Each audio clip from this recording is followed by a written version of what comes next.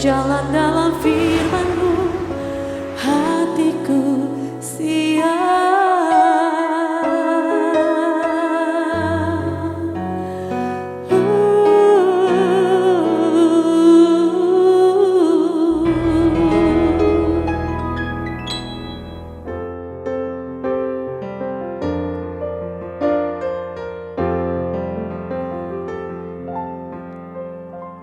Salam, God lover yang dikasihi oleh Tuhan Yesus Kristus. Kiranya semuanya dalam keadaan sehat, sukacita dan menikmati keluarga yang menyenangkan. Doa kami kita semua sungguh-sungguh dalam anugerah Tuhan.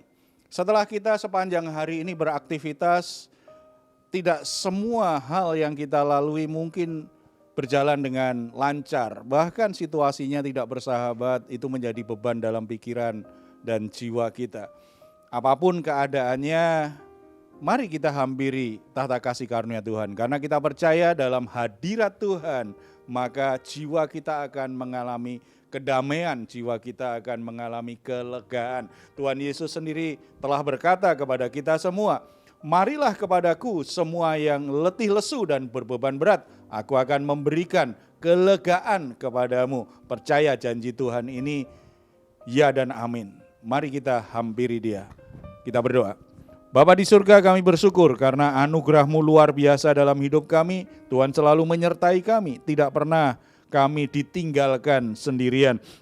Semua permasalahan, semua beban berat yang kami alami, kami sangat percaya ketika kami ada dalam hadirat Tuhan. Tuhan memberi kami kelegaan, Tuhan membukakan pintu untuk jalan keluar. Tuhan memberi kami hikmat dan kekuatan untuk menyelesaikannya. Tidak ada alasan bagi kami terus menanggung beban berat dalam keadaan tertekan, dalam keadaan stres. Karena di dalam hadirat-Mu kami sungguh-sungguh menikmati kepuasan, kelegaan, dan damai sejahtera itu. Kami persembahkan korban syukur kami lewat pujian penyembahan kami. Kiranya Engkau disenangkan dan nama Tuhan dimuliakan. Dalam nama Tuhan Yesus kami berdoa. Amin. Oh Tuhan, terima kasih Yesus. Haleluya.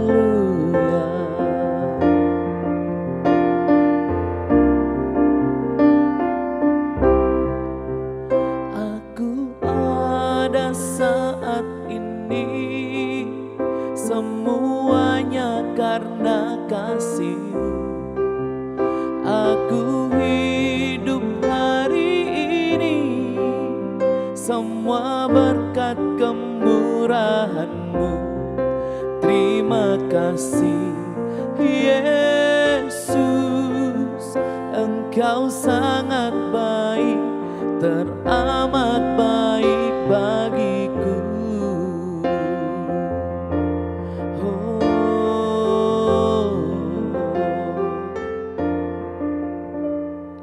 Kau hiasi kehidupanku dengan kemurahan-Mu. Kau rancangkan masa depanku penuh dengan harapan.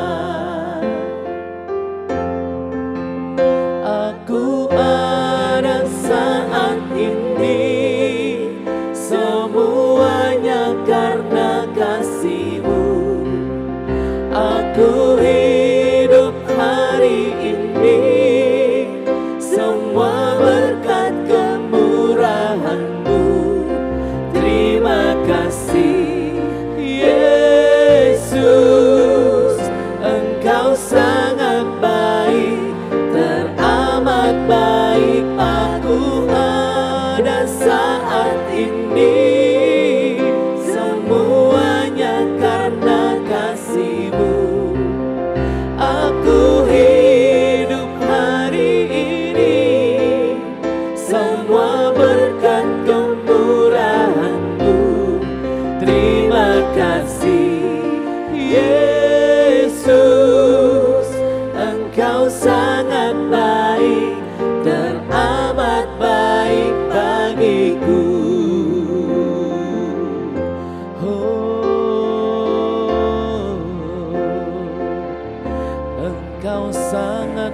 baik Tuhan, Engkau sangat luar biasa.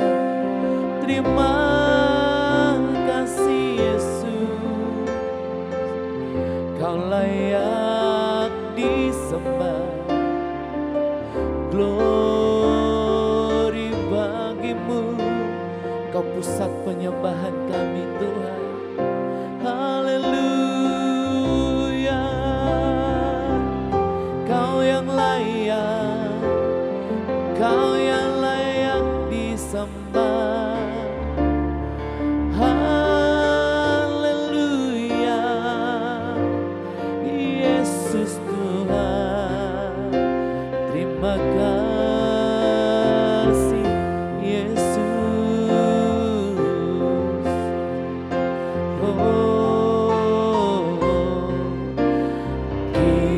Kiranya Engkau memberkati aku berlimpah-limpah dan memperluas. Terima kasih Tuhan, daerahku. Oh, dan kiranya tangan-Mu menyertai aku dan melindungi aku daripada malapetaka, sehingga kesakitan tidak menimpa aku.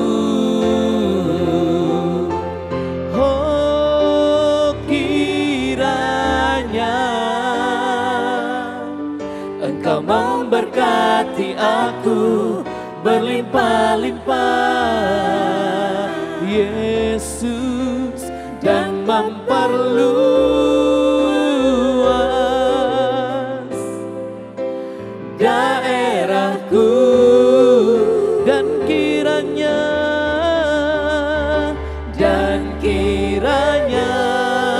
amin, tangan-Mu menyertai aku dan melindungi aku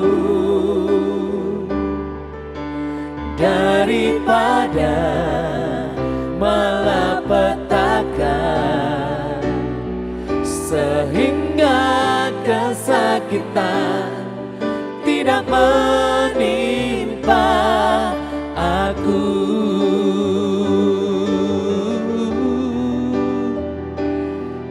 Tuhan mendengarkan dan menjawab doaku.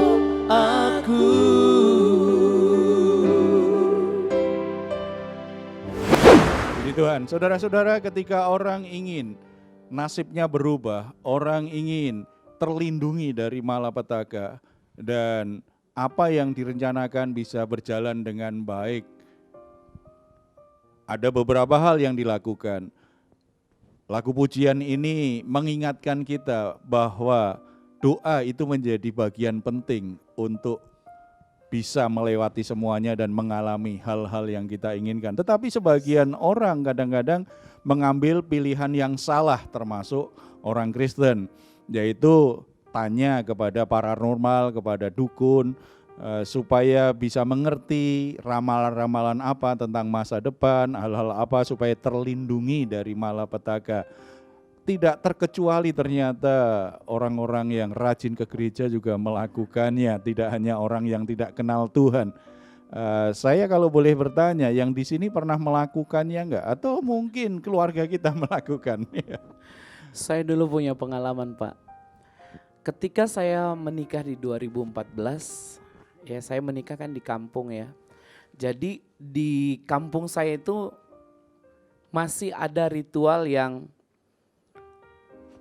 takut hujan atau supaya acara demi acara dari pemberkatan dan adat gitu supaya berjalan dengan lancar dan tanpa hambatan, yaitu hujan gitu. Nah, mama saya itu sukanya tuh ke paranormal, kalau di kampung saya namanya orang pintar, nggak tahu pintar beneran atau enggak ya. Nah, ketika itu mama saya gini, kamu jangan mandi ya, soalnya saya udah pergi ke sana nih. Eh, Kalau kamu mandi nanti datang hujan, apa hubungannya? Saya bilang gitu. Terus ada lagi tuh yang disentilin ke jas saya tuh, itu katanya penangkal, nggak tahu penangkal apa gitu. Tapi saya gini, kenapa ya harus begitu? Tapi saya ikutin aja karena takutnya mama saya ngambek, ntar saya nggak jadi nikah kan gitu. Jadi saya ikutin, tapi ketika dia, karena kalau di kampung saya itu resepsi dulu Pak, baru adat. Nah ketika mama saya pergi ke rumah tulang saya, eh, untuk mengundang supaya segera datang karena resepsinya akan mulai gitu. Tapi saya mandi gitu. Saya tetap mandi. Yang namanya masa sih nggak mandi bau dong kan gitu. Nah saya tetap mandi. Keesokan harinya mama saya ingatkan lagi. Kalau nanti salaman sama orang, salamannya jangan begini nih. Jangan begini. Kenapa? Pokoknya jangan begini aja gitu. Harusnya begini. Gitu katanya. Tapi itu katanya kalau ada yang mau nyobain kita untuk melakukan sesuatu itu supaya nggak kena di kita langsung Pak. Jadi kita harus tutup dengan ini supaya pas salaman nggak nyampe ke sini tangan yang nyalamin kita. Saya ikutin, tapi ketika pas udah mau pemberkatan mau menuju gereja itu saya lepasin tuh yang dicantelin di jas saya. Nah, tapi memang kejadian ketika saya pas pada saat memberkati pendetanya pas memegang kepala saya, hujan datang sih gerimis. Tapi saya anggap itu hujan berkat lah, ketika saya sudah diberkati 2 menjadi 1 ya Tuhan pasti memberkati gitu. Terus itu gimana ya Pak? Apakah mama saya ikut-ikutan jadi orang pintar atau bagaimana ya Pak? Ya, ternyata memang realita ya, masih banyak orang Kristen yang mengandalkan dukun, pergi ke paranormal untuk mohon perlindungan, untuk mohon berkat dalam konteks pengertian mereka. Tetapi sesuatu yang aneh ya, ibadah dilindungi dengan kuasa dukun. Ya, ini kan kebalik ya, Tuhan lebih berkuasa dari kuasa yang dipakai oleh dukun gitu ya. Tetapi inilah realita ya, dalam kehidupan kekristenan kadang-kadang masih banyak yang masih percaya Tuhan ya, percaya dukun ya, percaya yang lain-lain ya gitu, kemudian dicampur aduk atau tadi ibadah yang mestinya kan mengandalkan Tuhan gitu, minta perlindungan yang bukan Tuhan, itu kan juga terbalik gitu. Jadi Tuhan lebih besar dari setan atau setan lebih besar dari Tuhan, jadi bingung mereka gitu. Pokoknya yang kira-kira menjamin saya lebih terlindungi, itu harapan mereka. Walaupun kadang-kadang kan diperintahkannya aneh-aneh, ya kan? Gimana, apa hubungannya hujan dan tidak mandi? Tetapi itulah yang diyakini kan. Kadang-kadang yang aneh-aneh gitu kalau dukun yang berkata, orang percaya dan melakukannya. Ini berbeda ini kalau pendeta yang suruh begitu coba. Pendetanya nggak diundang khotbah lagi, nggak boleh khotbah lagi itu. Kalau suruh jemaat supaya tidak hujan, retreatnya nggak terganggu oleh hujan, jadi jemaat sebelum berangkat retreat jangan mandi semua ya. Itu tidak ada yang, itu orang, kalau pendeta yang mengatakan begitu banyak yang komplain. Tapi kalau pendeta, kalau dukun kok diikutin ya. Kekacauan iman. Dari sini kita bisa mengerti sebenarnya soal apa yang terjadi di masa depan, apa yang akan terjadi di hari-hari yang akan datang, itu sebuah misteri. Karena masa depan atau hari yang akan datang itu sebuah misteri, orang ingin mendapatkan kepastian. Karena ingin mendapatkan kepastian mungkin dari janji Tuhan atau firman Tuhan. Tuhan itu kan tidak pernah mengajar kita untuk mengalami janji-janjinya untuk masa depan itu secara instan, secara mudah atau gampangan. Enggak. Tuhan bekerja dengan agenda yang pasti, dengan proses yang benar. Dan ini membuat banyak orang akhirnya tidak sabar dengan prosesnya, tidak mau mengalami kesulitannya, maunya jalan pintas dan yang lebih pasti saja secara perasaan mereka. Dukun itu jadi salah satu solusi palsu yang ternyata masih banyak yang dipercayai oleh orang. Proses Tuhan, waktu Tuhan yang misteri itulah membuat banyak orang kadang-kadang memang jadi khawatir, bisa enggak ya sampai di sana, keadaannya aman atau tidak ya.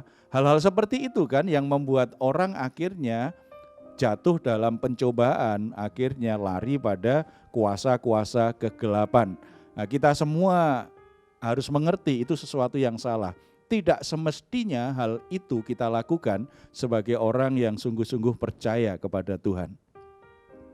Lalu gimana Pak sebagai orang Kristen kita menyikapi masa depan supaya orang Kristen percaya bahwa masa depan itu ada di dalam rancangan Tuhan gitu. Dan tetap percaya. Bukan di rancangan dukun. Ya.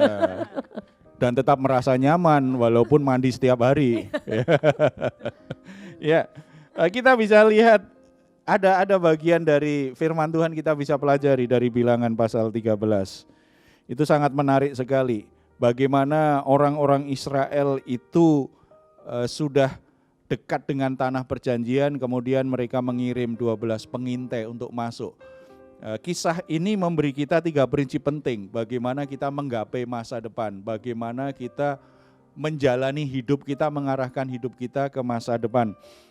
Yang pertama, kita harus berani melihat realita hidup secara utuh. Di ayat 27, Bilangan 13 ayat 27, mereka menceritakan kepadanya, kami sudah masuk ke negeri kemana kau suruh kami. Dan memang negeri itu berlimpah-limpah susu dan madunya. Dan inilah hasilnya. Tuhan menjanjikan bahwa orang Israel itu akan dibawa ke tanah perjanjian. Sebuah tempat di mana dipenuhi dengan berlimpah dengan susu dan madu. Dan ke-12 pengintai itu masuk di sana benar adanya. Bahwa negeri yang mereka masukin itu negeri yang sangat subur sekali. Gambarannya berlimpah dengan susu dan madu. Ini dari tempat yang sangat baik, sangat subur sekali. Mereka menikmati, mereka membawa buktinya. Realita pertama adalah bahwa janji Tuhan itu bukan pepesan kosong, hanya ngomong untuk menghibur atau membujuk manusia supaya mau mengikut dia. Tidak. Janji Tuhan itu sebuah realita. Cuma penggenapannya itu sesuai dengan agendanya Tuhan. Tetapi itu sebuah kepastian, bukan sekedar perkataan kosong, bukan sekedar teori. Itu sebuah realita yang akan digenapi oleh Tuhan, akan dialami oleh umat Tuhan. Sebuah realita dan buktinya ada. Kalau kita melihat kisah-kisah perjalanan tokoh-tokoh Alkitab, hamba-hamba Tuhan di masa kita, di zaman kita, atau orang-orang Kristen di masa kini, kita bisa mendengar kesaksian yang sangat indah sekali. Bagaimana anak-anak Tuhan mengalami penggenapan janji Tuhan itu. Sungguh itu sebuah realita. Tetapi seringkali orang hanya berhenti pada realita ini. Artinya ya memang janji Tuhan tergenapi, tapi hanya fokus di situ. Tetapi tidak melihat secara utuh, secara komprehensif. Di ayat 28 itu realita yang kedua. Hanya bangsa yang diam di negeri itu kuat-kuat dan kota-kotanya berkubu dan sangat besar. Juga keturunan enak telah kami lihat di sana. Berarti realita dari janji Tuhan itu pasti digenapi, tetapi untuk sampai di sana, untuk mengalaminya, seringkali kita harus diperhadapkan dengan tantangan, dengan musuh yang kuat, dengan situasi yang sulit. Itu realita kedua. Jadi kalau kita berpegang pada janji Tuhan, jangan juga mengabaikan fakta bahwa ada masalah, ada tantangan yang kadang-kadang ingin menghalangi kita untuk tidak sampai pada rencana Tuhan, pada masa depan yang Tuhan siapkan. Jadi antara janji Tuhan dan situasi yang ada, itu kita harus percayai, itu dua-duanya ada. Dua-duanya ada. Kita jadi orang Kristen gak usah malu kalau suatu saat kita ternyata sakit, ternyata kita alami masalah, ternyata keluarga kita juga dalam pergumulan, dalam situasi yang tidak mudah, pekerjaan kita dalam situasi yang tidak mudah. Itu bukan berarti atau bisa dipastikan misalnya kita pasti berdosa menyimpang dari jalan Tuhan. Tidak. Ada kalanya itu memang bagian dari proses supaya kita bisa sampai pada janji Tuhan digenapi. Ini yang pertama, berani melihat realita yang ada secara utuh. Yang kedua, imani janji-janji Tuhan dalam melihat realita itu. Ketika melihat situasi yang begitu sulit, yang begitu berat, ingat janji Tuhan itu tidak pernah berubah. Makanya hati kita, keyakinan kita juga tidak boleh berubah. Iman harus menjadi landasan kita untuk melihat sebuah realita. Seperti Paulus berkata, aku hidup bukan karena melihat, tetapi karena percaya. Ada banyak situasi dan kondisi masalah dalam hidup ini. Tidak semuanya bisa kita urai, tidak semuanya bisa kita pahami, tidak semuanya sesuai dengan hitung-hitungan logika kita. Tetapi dalam iman, semua hal itu ada kemungkinan untuk bisa berubah. Semua hal itu bisa berubah. Dalam iman, situasi apapun selalu ada harapan. Di ayat 30, Kaleb berkata seperti ini.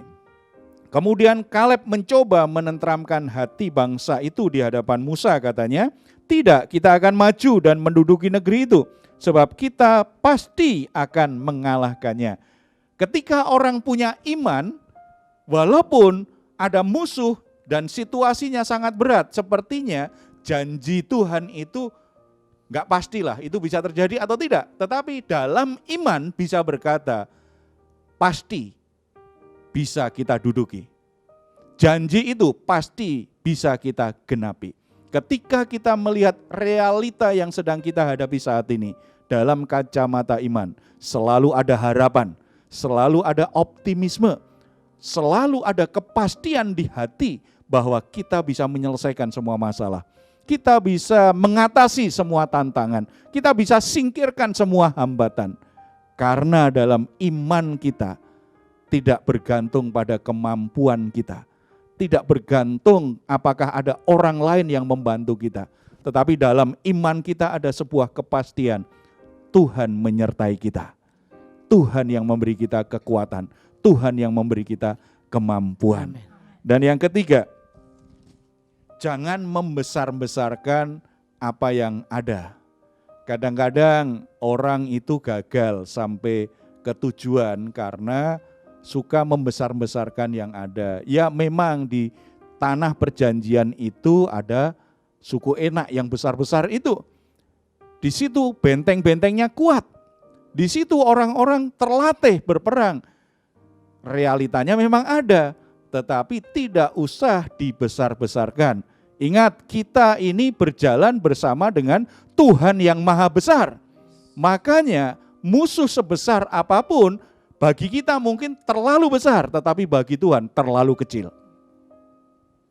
Jangan membesar-besarkan masalah.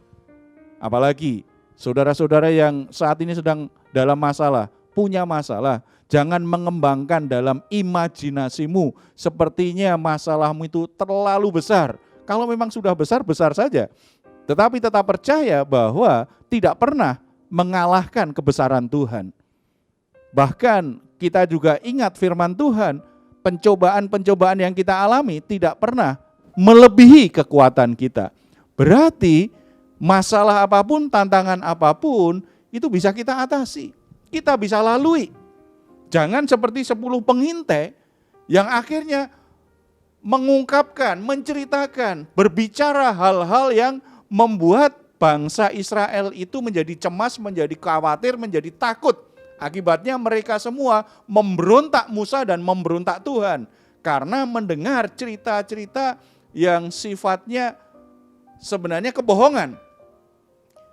Orang-orang yang 10 orang pengintai itu karena dalam ketakutannya, mereka membagikan ketakutannya kepada bangsa Israel. Orang lain akhirnya mendengar.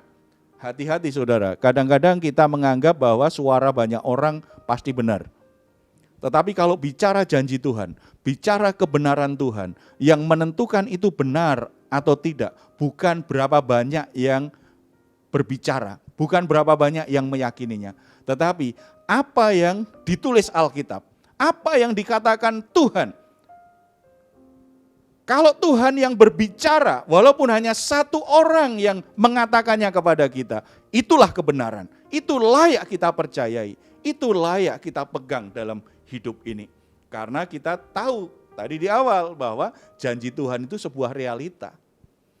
Itu pasti akan tergenapi, walaupun tidak ada satupun yang mendukung kita. Tetapi kalau kita menangkap janji Tuhan, percaya, bertindak atas apa yang Tuhan katakan. Amin.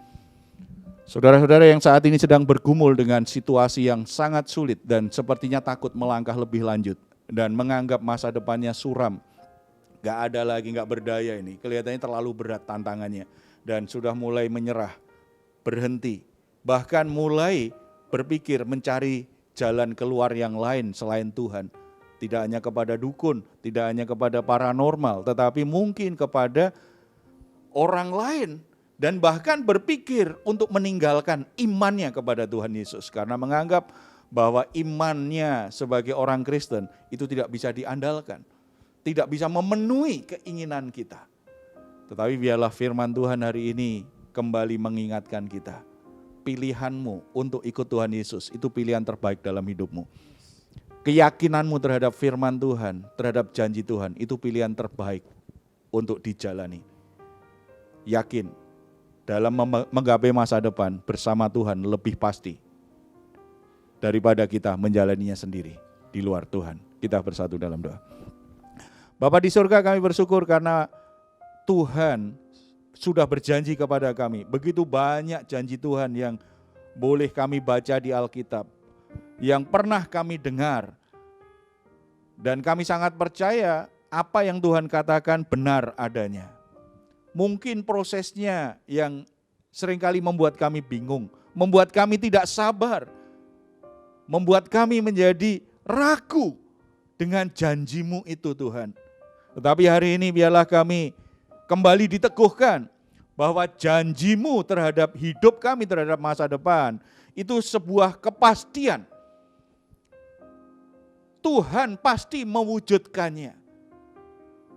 Roh Kudus meneguhkan hati kami, menguatkan hati kami, supaya kami tidak bimbang, kami terus melangkah dalam keyakinan yang kuat, meyakini bahwa apa yang Tuhan janjikan pasti akan terjadi dalam hidup kami. Amin. Situasi sulit, musuh-musuh yang terlalu kuat menghadang kami, keadaan yang terlalu berat untuk kami atasi, tidak pernah menggagalkan janji Tuhan, tidak pernah menggagalkan rencana Tuhan yang terbaik untuk hidup kami. Karena Engkau lebih besar dari segala sesuatu, dari semua masalah kami. Engkau lebih besar, kuasa-Mu sanggup melakukan mujizat, keajaiban, melampaui apa yang bisa kami pikirkan. Biarlah kami semua semakin teguh dalam keyakinan kami. Bapa di surga, Engkau menilik hati kami semua, terutama saudara-saudara yang saat ini sedang mengalami kebimbangan. Karena apa yang mereka imani, apa yang mereka yakini, janji-janji Tuhan yang mereka yakini sepertinya tidak terbukti. Bahkan semakin hari mereka semakin jauh dari realita dari janji Tuhan itu. Tetapi hari ini biarlah Roh Kudus kembali meneguhkan iman mereka. Tidak ada kata terlambat bagi Tuhan. Seperti Abraham yang tidak mungkin lagi memiliki keturunan, tetapi karena Tuhan sudah berjanji, akhirnya dia juga bisa memiliki keturunan.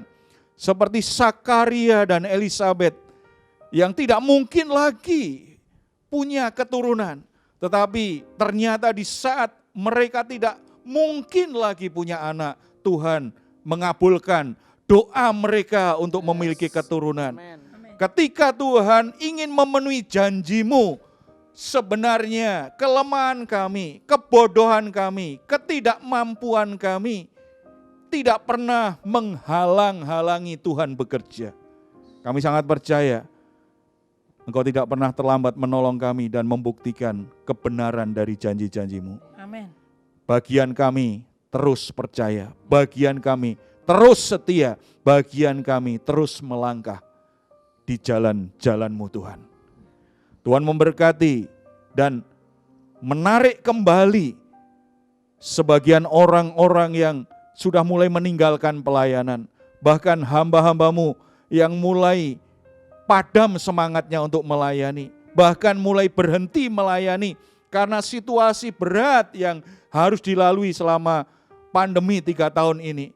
Mari Roh Kudus Engkau kembali menarik mereka dalam panggilan-Mu, mengobarkan kembali imannya bahwa janji Tuhan bisa tergenapi. Mereka semua sanggup melewati raksasa-raksasa masalah yang selama ini membuat mereka seperti tidak berdaya.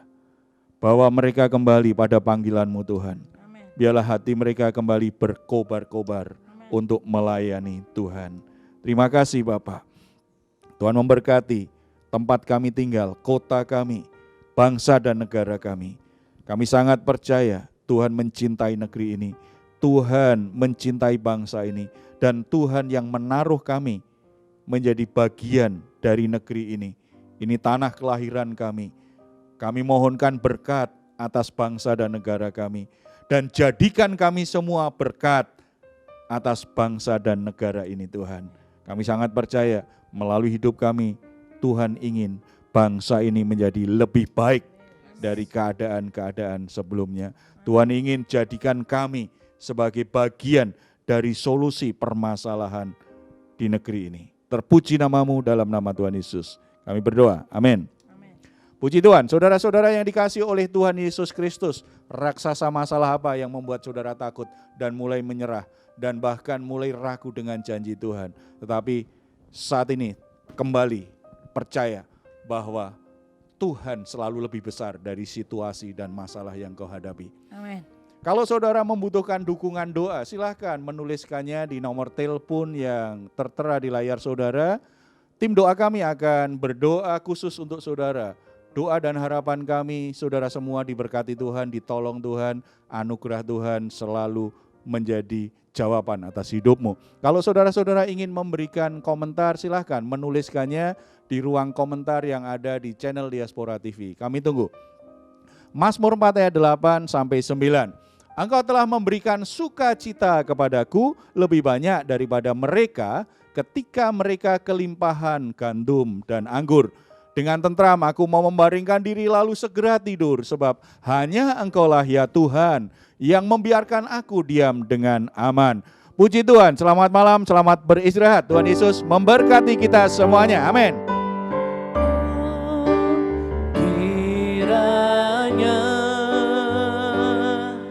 Engkau memberkati aku berlimpah-limpah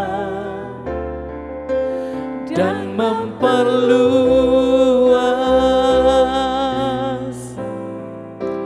daerahku,